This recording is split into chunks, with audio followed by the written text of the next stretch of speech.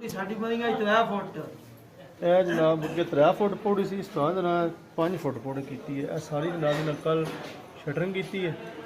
ਅੱਜ ਜਨਾਬ ਪੌੜੀ ਦੀ ਇੰਸ਼ਾਅੱਲਾ ਭਰਾਈ ਹੈ ਤੇ ਚਰੀ ਮਾਰ ਰਹੇ ਉਸਤਾਦ ਰਨ ਚਰੀ ਮਾਰਦੇ ਹੁਣ ਵੇਖਣਾ ਤੁਸੀਂ।